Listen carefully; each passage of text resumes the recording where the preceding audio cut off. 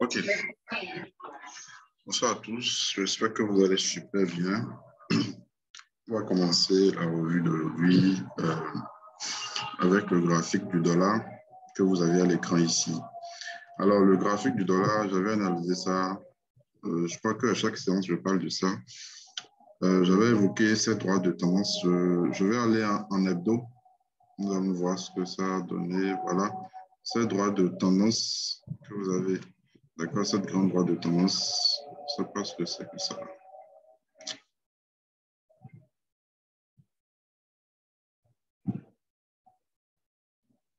Non, ça a cassé. OK.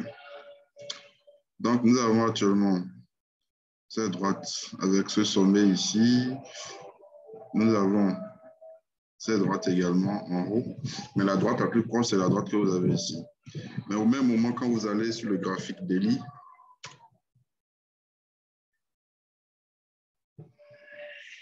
vous avez cette droite-là qui passe par les... C'est-à-dire qui forme une figure avec la tendance haussière que vous avez ici sur le graphique journalier. Alors, on avait parlé de ce range la dernière fois, oui, je crois, le dimanche passé, on avait parlé de ce range. On disait que pour que la hausse du dollar puisse se confirmer, il faudrait qu'on passe au-dessus du range. C'est ce qu'on a finalement eu le mardi, je crois. Mardi, d'accord? Et puis voilà, on a assisté à la continuation de la hausse. Donc, ce qui a fait que l'euro-dollar a chuté, le GBP/USD a chuté. En tout cas, le dollar a pris de la valeur quand même. Mais le vendredi, le prix s'est heurté à cette droite de tendance, bon, à la droite qui passe par les sommets que vous avez ici, en haut ici. Alors, au même moment, parce qu'ici, il y a un petit dilemme, si on peut le dire, on a cette droite, d'accord? On a cette droite ici. En fait, dans les deux cas, c'est un biseau d'élargissement. D'accord? Le plus important, c'est de tracer la droite, quel que soit le nom de la figure. Dans les deux cas, vous avez quand même une droite qui passe par les sommets. Ici, vous avez cette droite-là déjà qui a repoussé le prix. D'accord? Et déjà, on ressent ça sur le graphique de l'euro-dollar, de quoi encore, GBP, AUD, USD et tout. Donc, on a déjà le dollar qui a commencé à chuter. D'accord? On a une figure de retournement en H4 déjà. En daily, on a une clôture avec une longue mèche et tout. D'accord? C'est un signal, si on peut le dire, c'est un signal d'un probable, bon, pas un retournement, mais d'une probable correction, parce que nous sommes toujours dans la tendance haussière. Le truc, c'est que le prix n'a pas encore touché la droite hebdo, ni la zone que vous avez avec les deux droites qu'on a tracées en daily. Donc, ça fait qu'il faudrait vraiment être prudent, d'accord, dans la prise de décision sur les paires en USD au cours de la semaine prochaine. Donc, si je dois me fier à cela, je vais sur le graphique de l'euro USD. Donc, vous avez, bon, je vais également ici aller en hebdo. Parce que ici, vous allez voir que le support aussi hebdo a déjà été touché. Oui, ça a déjà été touché depuis le mois passé, je crois. Voilà, depuis le 7 mars, on a eu un premier rebond, d'accord? Et là, le prix est parti chercher les 50% Fibo de la tendance baissière que vous avez eu ici. Le prix est revenu. Donc, est-ce qu'on aura probablement la formation d'un double bottom pour annoncer la reprise de la hausse? Parce que bon, on est sur un support aussi et tout. Est-ce qu'on aura la reprise de la hausse? C'est vrai que le prix n'a pas tout à fait touché, d'accord, une deuxième fois. C'est pourquoi il a tracé d'ailleurs ce petit support horizontal en bas ici. Je vais mieux tracer ça. Voilà. Mais vous avez vu la reprise, la baisse du dollar fait que voilà, ici déjà, on a une figure de retournement, c'est-à-dire les vendeurs du mal ont vraiment venu chercher le support que vous avez ici. Donc, ce qu'il faudrait, selon moi, pour la semaine prochaine, nous allons chercher des achats parce que déjà, on est totalement bas. On ne peut même pas chercher à prendre des ventes ici, à moins qu'on ait une cassure. D'accord, à moins qu'on ait une cassure le plus bas que ça a formé. Et d'ailleurs, je crois que c'est le plus bas de cette année. C'est le plus bas de cette année. La 1,0806, je crois. Disons la 1,08. C'est un niveau symbolique. La 1,0800. Donc, si on doit chercher à prendre une vente, c'est vrai qu'on est dans une tendance baissière et tout, mais là, nous sommes sur un support haussier hebdo. Ouais, donc, c'est un peu... C'est important. C'est important. Donc, c'est pourquoi je disais tout à l'heure, on peut chercher déjà à prendre un achat d'accord, ou aller en M15 et attendre une petite correction avec FIBO pour chercher l'entrée à l'achat. Parce que bon, le prix, c'est vrai, ça n'a pas tout à fait touché. Et très souvent, avec les figures de retournement, le prix ne reviendra pas forcément sur le creux ou bien le sommet précédent. D'accord, c'est ça la particularité même en fait des figures de retournement. Donc, ça peut nous former un W comme ça, et venir casser la zone et tout, et puis repartir. Comme ça peut d'abord revenir chercher le support avant de repartir. Donc, c'est pourquoi on peut déjà chercher à prendre un achat ou si vous voulez vraiment être prudent, vous attendez carrément que ça vienne totalement bas. Mais ça peut aussi partir, c'est ça le truc en fait. D'accord. Déjà de 1,0 à 0,2. Disons 70 pips. Ouais, c'est un peu, c'est beaucoup. 70 pips, c'est beaucoup. Si on devait prendre une vente, il faudrait que ça casse les 1,000. Et franchement, il faudrait chercher un pullback. Parce que bon, ça peut casser et faire une fausse cassure parce que c'est un niveau important. Vous voyez. Donc, c'est ça. Si on doit s'en tenir à la droite, à ce que nous avons sur le DXY, si la baisse se confirme, là, vous allez assister à la reprise de l'euro-dollar. Donc, toujours est-il que la zone qu'il faudrait maintenant surveiller, c'est la zone des 1,08, 0,0100, c'est-à-dire en bas ici. Quoi. Voilà. Donc, c'est ce qu'on peut dire sur l'euro-dollar. Pour le moment, je suis haussier, tant qu'on sera au-dessus du support haussier hebdo. D'accord? Support haussier hebdo que vous avez, rebond, probable rebond. Encore que c'est le troisième rebond, donc ça peut toutefois partir. Voilà, ça peut partir. Donc, voilà ce qu'on peut dire pour l'euro-dollar. Alors, pour le GBP-USD, c'est pareil. Pour le GBP-USD, alors voilà ce que vous avez. Je suis sur le graphique hebdo. Le plan de la semaine passée, c'était la vente. Parce que bon, on avait eu un 50% FIBO de ce mouvement. Donc, l'objectif, c'était le plus bas que nous avons ici. Donc, ça a été atteint le vendredi passé. Oui, le vendredi passé, ça a été atteint. Mais au même moment, c'est un support. D'accord, c'est un support. On peut même parler de support important. D'accord, donc le prix a joué ce niveau a joué son rôle, ça a repoussé le prix. Si on doit également s'en tenir au DXY, au dollar et tout, donc on peut aussi dire que c'est à cause de la baisse, d'accord, timide, si on peut dire, du dollar qui a fait que voilà, c'est en train de repartir. Et je crois que ici, ce n'est pas encore trop parti. Le H4, voilà, là, ça laisse une très bonne bougie de retournement. Là, on a une très bonne configuration, improbable. Une figure de, comment on appelle ça, l'étoile du matin, si on peut dire, oui, l'étoile du matin. Donc, un achat avec un stop sous la mèche ici. Alors, le piège ici, d'accord, si on peut appeler ça comme ça, serait que, voilà, on achète ici ou même en bas ici, et que le prix cherche la bonne inférieure de la figure avant de repartir. C'est un peu ça. Donc, des fois, vous allez prendre des positions même en bas et ça va vous sortir avant de repartir. Donc, il faudrait tenir compte de tous ces paramètres. Ces droites-là, c'est pourquoi des fois, vous allez voir sur certaines positions que j'envoie, les captures d'écran, il n'y a pas de stop. D'accord? Donc, je m'autorise une certaine marge de pips, d'accord, de risque, en tenant compte de certains facteurs comme notamment dans ce cas, vous avez cette borne inférieure qui peut également jouer. Donc, il faudrait toujours tenir compte de la marge dont vous disposez, c'est-à-dire du capital dont vous disposez. Parce que ici, on est à 1,3044, si le prix doit peut-être chuter jusqu'en bas ici, 1,29 et tout. Donc, disons près de 100 pips quand même. C'est pas petit. Ouais, c'est pas petit. Donc, on va même prendre déjà la position. Il faudrait tenir compte de tous ces paramètres-là parce que voilà, je prends 100 pips, je prends 0,1, c'est un peu comme si je suis en train de risquer $100 sur la position. $100, c'est combien de pourcentage de mon capital et tout. Il faudrait tenir compte de tout cela avant de rentrer sur le marché. Donc, comme je l'ai dit, c'est un bon niveau d'entrée pour l'achat, mais il faudrait également tenir compte de la bonne inférieure de la figure que vous avez en bas ici. Voilà. Donc, c'est ce qu'on peut dire pour le GBP-USD. En tout cas, comme vous l'avez vu, on a parlé de ça plusieurs fois depuis un bon moment. Tendance, elle est baissière. À chaque fois, ça nous donne des entrées, d'accord, à la vente depuis un bon moment. Mais là, actuellement, on peut déjà chercher à prendre un achat. Et bien sûr, en tenant compte de ces zones. Voilà. Donc, voilà ce qu'on peut dire pour le GBP-USD. Si la vente si la baisse doit se confirmer, à moins, c'est-à-dire qu'il faudrait que ça casse et les 1,30, excusez-moi, je dis 1,30, c'est 1,2999, excusez-moi, c'est 1,2999. Le niveau en vert ici, c'est le prix actuel. Le support ici se trouve à 1,29,419, donc disons 1,30,00. Voilà. Donc, il faudrait que ça casse le 1,30,00 et que ça casse la bonne inférieure de la figure que vous avez ici. Voilà, avant qu'on ne, bon, qu'on ne dise que voilà, la baisse vraiment s'accentue et tout ça continue. Voilà. Donc, c'est ce qu'on peut dire pour le, pour le GBP USD. Alors, après le GBP USD, je voulais aussi parler du gold. Le gold, actuellement, je suis aussi là-dessus. J'ai une position d'achat sur ça. La zone donc, dont on avait parlé depuis 2 ou 3, voire même 1 mois, n'a pas été cassée. Chaque fois, ça vient, vous voyez, ça part, ça vient, ça part, ça vient, ça part. D'accord. Donc, je crois que c'est cette semaine, hein, oui, c'est venu aussi, c'est reparti. Donc, malheureusement, je n'ai pas pris ici. J'ai pris le vendredi en retard sur la cassure ici.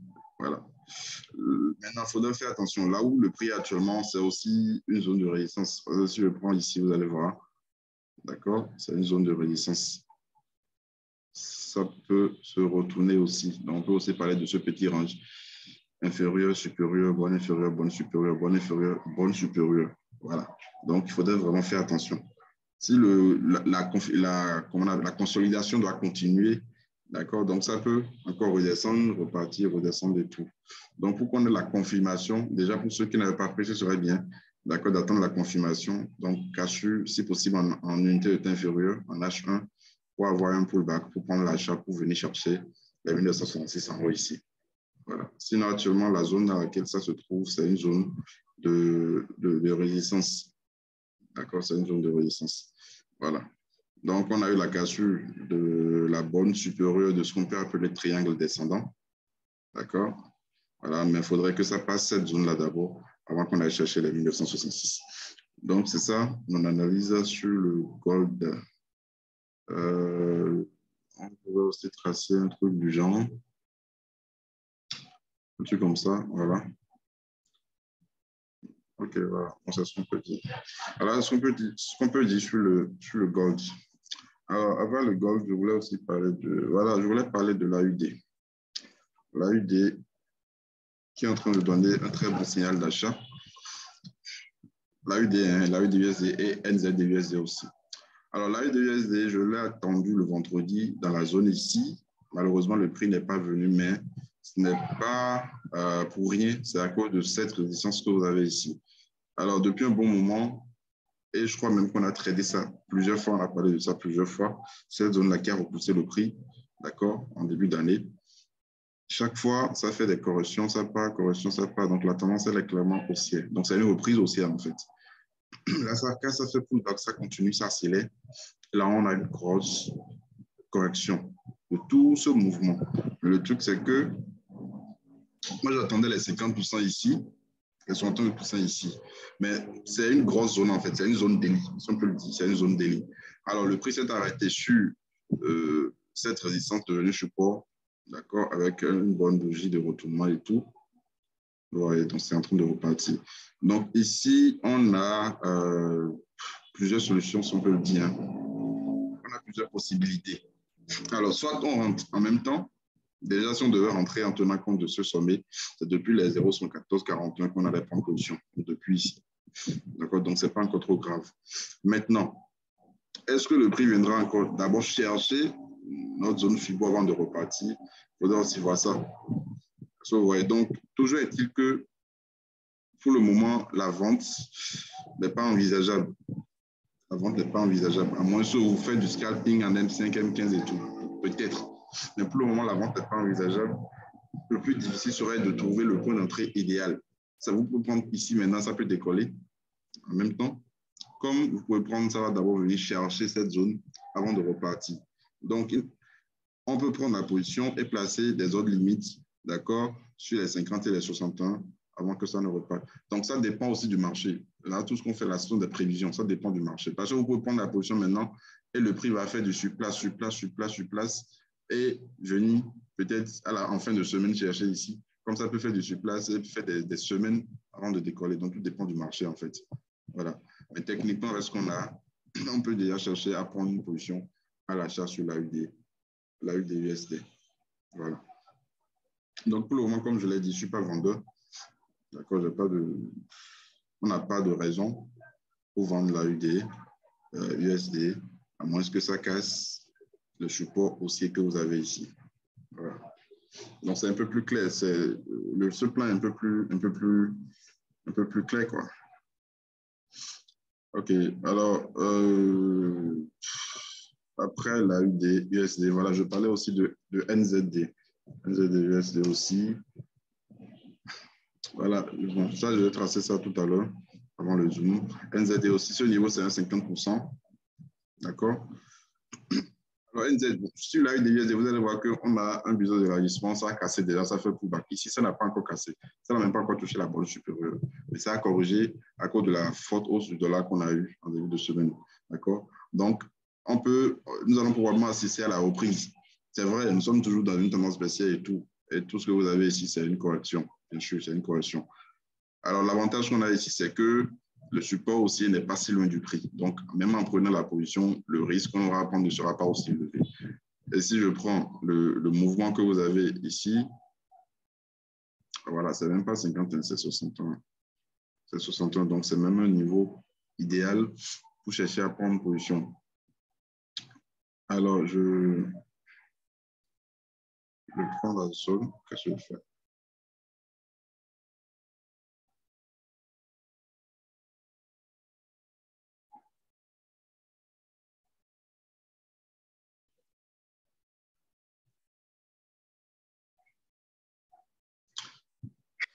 Okay.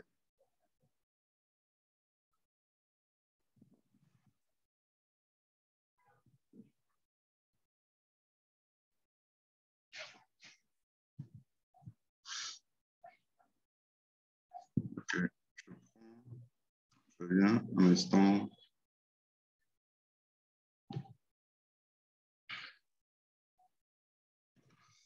Ok. Donc, c'est pas, ça aussi, d'accord, c'est un problème. Maintenant, il faudrait faire attention. Hein, on a eu des USD, prendre des USD. C'est un peu comme si vous jouez dans le même panier, en fait. Si vous perdez sur l'un, vous perdez sur l'autre. Si vous gagnez sur l'un, vous gagnez sur l'autre. Donc, il faudrait voir, en fait, si c'est possible de choisir. Bon, tout dépend aussi de votre capital. Hein. Voilà. Donc là, déjà, comme je l'ai dit, le prix n'est pas très loin du support haussier. Là, c'est un très bon avantage. D'accord? C'est là qu'on parle souvent des combos, des combinaisons et tout. Donc, ça dépend de comment le prix va évoluer jusqu'à toucher le support aussi avant de partir, comme ça peut partir en même temps. Donc, toujours est-il que si la baisse, d'accord, doit reprendre, si la baisse doit reprendre, il faudrait qu'on casse obligatoirement ce support aussi. D'accord, parce que là, c'est une figure de correction que vous avez ici, comme vous avez eu ici d'ailleurs. D'accord. Donc, impulsion, correction, tout ça. Donc, tout le monde est toujours dedans. Donc, l'objectif, c'est d'aller chercher la borne supérieure et pourquoi pas casser si la hausse et si la baisse du dollar doit se confirmer. Voilà. Donc, ce sont de bons plans. AUD, USD, NZD, USD également. OK. Bon, je voulais aussi parler de l'AUD-CHF qu'on a pris le lundi ou bien le mardi, je ne sais plus trop. AUD-CHF. Je ne sais pas si quelqu'un a une question. OK. L'AUD-CHF, on l'avait pris ici le lundi. C'est parti. Je crois que ça va être chez ça aussi. C'est parti. Et là, ça a corrigé. Là aussi, d'accord, là aussi, on peut parler d'un bon plan aussi. On peut parler aussi d'un bon plan. Alors, je vais aller en arrière. On doit voir le plan. OK.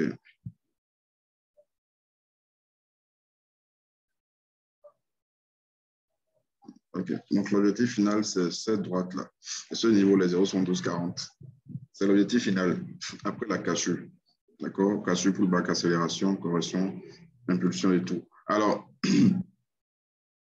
est-ce qu'on peut prendre déjà la position ici? Oui. Alors, le truc aussi, c'est que prendre plusieurs positions sur AUD, d'accord, c'est pas vraiment bien. Quand vous prenez des positions sur les paires contenant la même devise, c'est un peu comme si vous faites la même chose en fait. So, vous voyez. Donc, il faudrait vraiment faire attention. C'est pourquoi je parlais tout à l'heure de l'AUD et de NZD aussi. Donc, ça dépend. C'est à vous de voir déjà le capital et de reprendre l'analyse et de voir vraiment ce qui vous semble vraiment intéressant, d'accord, parmi ces paires AUD, USD, NZD, USD, AUD, CHF. Voilà. Là, ce sont de bons plans.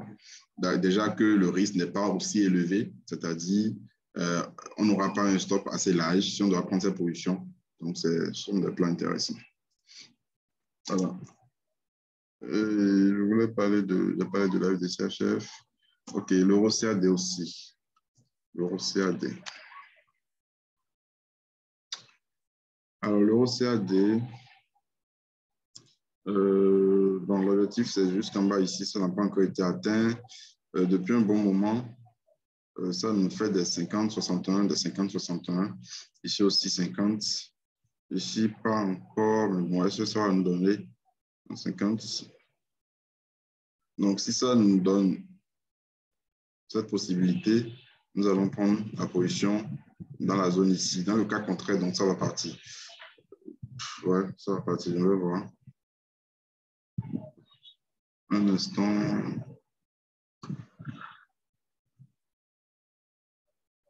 Non, ça n'a pas atteint. Donc, ça peut toujours venir dans la zone avant de partir. Maintenant, si je prends cette zone.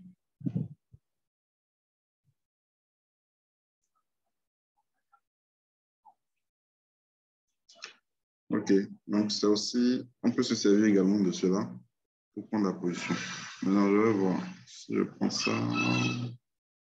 OK, bon, ça, c'est à court terme qu'on peut chercher à traiter ça. Donc, pour le moment, on peut chercher cette zone. D'accord? On peut se servir de la zone là pour prendre position. Pour la PNZ de l'USD, la tendance de fond en hebdo est haussière, si je vois bien. PNZ de l'USD, la tendance de fond en hebdo.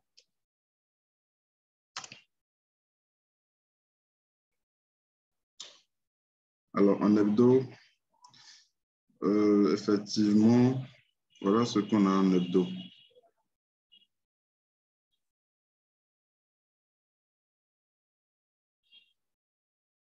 Voilà ce qu'on a en hebdo. Alors, ça, c'était la COVID. Hein.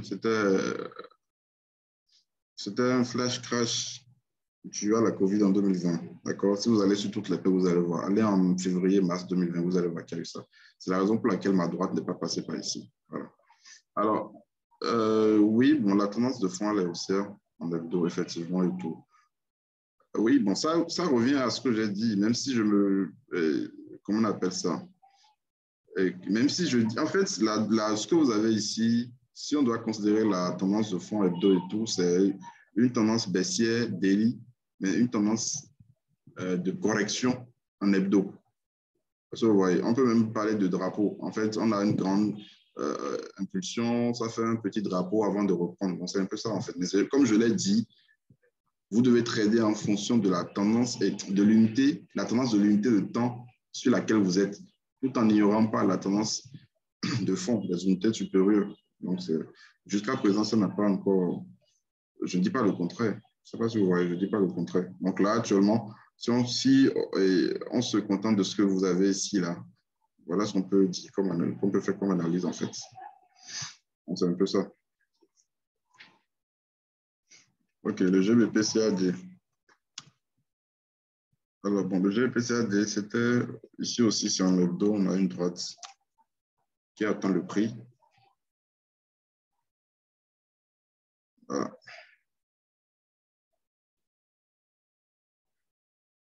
Il y a 2 ou 3 semaines, on avait voulu prendre un rebond ici, mais ça a échoué parce que ça a cassé par le bas, finalement. Ouais. Donc, le prix tente d'aller chercher la bonne inférieure de la figure que vous avez ici. Là, on est en hebdo, GBP-CAD. Donc, si je viens peut-être en H4, est-ce qu'on peut trouver une entrée pour aller chercher la droite en bas ici? Si le prix revenait peut-être faire un pullback ici, d'accord, on peut chercher l'entrée à la vente. Voilà, ce qui va coïncider avec les fibres. Donc, ce serait bien si le prix revenait dans la zone ici, on peut chercher une entrée, mais là, bon, je ne suis pas trop pour parce que c'est un peu trop parti. Voilà. Mais l'objectif final, c'est la droite ici. Et ça, c'est si on va chercher réellement à prendre un achat à long terme. D'accord? Donc, c'est ça. Je vais PCAD, AUD-CHF, Euro-CAD, déjà. Bon, l'USD-JPY. USD-JPY. l'USD-JPY, bon, on aura peut-être une figure de retournement. Le prix est revenu sur le plus haut. Ce plus haut-là, c'est un plus haut. C'est venu chercher les plus hauts de 2016. Mais quoi.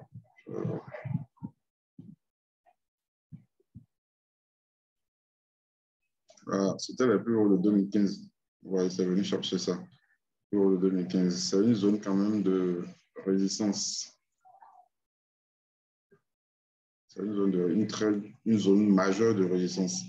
D'accord? Donc, ça fait une première tentative. Là, de la deuxième tentative. Première tentative, ça a chuté d'abord, ça revient. Alors, on peut chercher déjà à prendre une position de vente là-dedans. D'accord? 124, 27, 125 et tout. OK, on peut déjà chercher à prendre une position de vente là-dessus. Et déjà même regarder la figure que ça forme, la configuration de la bougie. D'accord? Bien sûr, ça peut d'abord revenir ici avant de descendre. Hein. Ça ne peut pas dire que c'est une zone majeure de résistance. Je suis parti en hebdo daily. Voilà, donc, en prenant la vente, d'accord, le stop doit être placé au-dessus des 125,17. Là, il faudrait aller en daily pour aller chercher un sommet derrière. Et en hebdo, du moins, pour aller chercher un sommet derrière. Mais je me contente de ça d'abord. Le stop doit être placé déjà au-dessus des 125,17. D'accord? Et là, on peut chercher un retour de l'USD-JPY. Si, voilà, on doit anticiper, on peut parler de double top. D'accord? Je dis bien sûr, on doit anticiper. D'accord? On peut parler de double top. Donc, voilà. Voilà ce qu'on peut dire pour l'USD-JPY. Alors, je ne sais pas si vous avez d'autres paires. Bon, je voudrais parler de l'US100 aussi. Alors, le plan de l'US100, c'était cette zone-là, point d'achat, je crois. Hein? Je crois qu'on avait tracé quelque chose. Non, voilà, c'était plutôt, je n'avais pas tracé ça.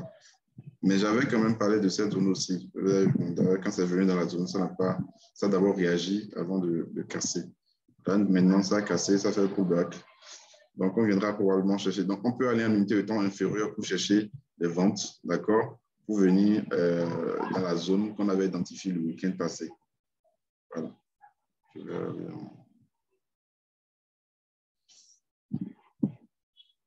Maintenant, le truc aussi, c'est que comment on appelle ça? L'objectif principal dont on avait parlé, l'objectif final, c'est ce niveau-là. Voilà. Donc, ici, le fait que, après cassure, bon, sinon même depuis ici, ça a évolué en ligne droite comme ça, c'est normal que ça corrige comme ça. Oui, ça ne fait que corriger parce qu'on a déjà trop d'accélération aussi. Donc, voilà. On va attendre le prix dans la zone et chercher une entrée à la hausse sur le Nasdaq. OK, le RONZD.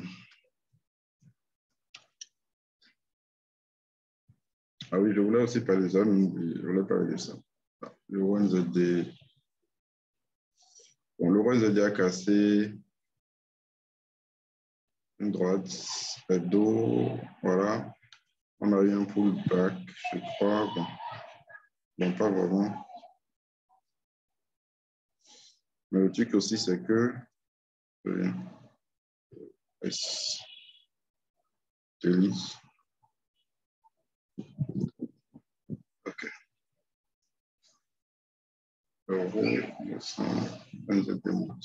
OK. D'accord. Donc, je crois quand même que techniquement, on est dans une tendance baissière.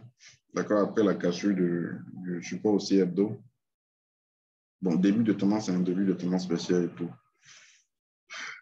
Correction. Alors, bon, on peut se fier à cette droite. Là, je suis en H4. Se fier à cette droite de résistance baissière. Ou déjà chercher à prendre les 50% ici. J'avais analysé ça tout à l'heure avant de commencer le zoom. Voilà. Oui, avec la mèche que ça a laissé aussi, c'est pas mal.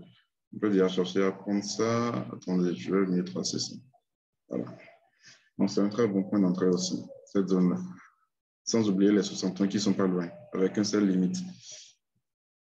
Donc, ce sont des trades à petit stop qu'on cherche souvent, en fait, comme ce que vous avez ici sur l'euro NZD. Voilà. Je ne sais pas si vous avez d'autres termes. Hein. Donc, pour le moment, voilà ce que j'ai. Donc, on a NZD, USD, AUD, USD, AUD, CHF, qui sont très bons comme plan, sans oublier l'euro USD, GBP, USD aussi, qui sont sur des niveaux importants. D'accord? Est-ce qu'on va assister à la baisse du dollar, donc le retour là, à la hausse de l'euro, dollar, du GBP, USD et tout. Donc, la semaine, au cours de la semaine, on aura la réponse. On a parlé aussi de GBP, CAD, du code aussi, voilà. Le USD, GBP aussi. Donc, je ne sais pas si vous avez d'autres paires avant qu'on termine. Comment on appelle, voilà. Je crois que je n'ai pas envoyé ça dans le canal, parce qu'il y a beaucoup de ceux qui sont dans le canal qui ont déjà suivi les séminaires INSEM. D'accord, donc ce n'est plus possible de suivre pour les anciens, surtout ceux qui sont au Burkina, qui ont déjà suivi quand j'étais au Burkina la dernière fois. Actuellement, on a un séminaire, mais c'est en ligne, d'accord, pour l'Afrique de l'Ouest, l'Afrique francophone et tout. Et c'est le 14 mai. Donc, ceux qui ne se sont pas encore inscrits, ceux qui n'avaient jamais suivi le séminaire ISEM avant ont la possibilité de s'inscrire. Maintenant, ceux qui avaient déjà suivi le séminaire ISEM, qui s'étaient déjà inscrits dans le système auparavant, vous allez voir que c'est impossible. Même quand vous cliquez dessus, ça vous dit que vous êtes déjà inscrit. Donc, c'est impossible de s'inscrire à nouveau. Donc, vous ne pouvez plus. Maintenant, si vous voulez vous inscrire pour bénéficier des 100% de bonus sur le premier dépôt, parce que je l'ai dit, c'est en mai que les 100% seront disponibles. Actuellement, vous pouvez avoir 50% sur dépôt. D'accord? Mais pour avoir les 100%, c'est en mai que ce sera disponible. Si vous voulez obtenir les 100%, vous pouvez directement m'écrire une brosse et je vais vous aider à ouvrir le compte supplémentaire pour avoir les 100% sur dépôt. Et, oui, pour avoir les 100% sur dépôt, mais en mai. Mais si vous voulez le maintenant, ce sera 50%. Voilà. Mais les 50%, c'est jusqu'à $500. Après, vous avez 20% jusqu'à $4 700 de dépôt.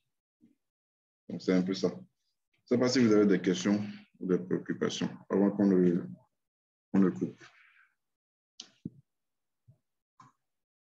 Quelqu'un a levé la main, je crois. Hein. Je ne sais pas. Si vous avez des questions, vous écrivez dans la fenêtre de discussion.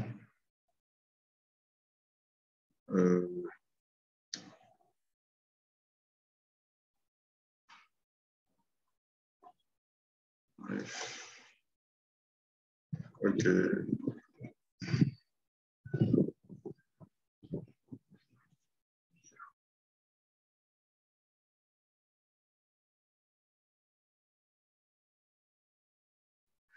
OK, je crois qu'il n'y a pas de questions. Hein, tout, donc, on va s'arrêter là. On va s'arrêter là pour ce soir. Donc, on va suivre les plans au cours de la semaine. Je ne sais pas, hein, je dis souvent que je serai actif, mais généralement, je suis hyper occupé dans la semaine, ce qui fait que je n'envoie pas trop d'analyses ou bien des résultats dans le canal. Donc, vous allez me suivre pour ça. Je suis un peu pris ces derniers temps et tout. Donc, on fera avec. Voilà. Donc, vous passez une excellente soirée et bonne semaine de trading à vous.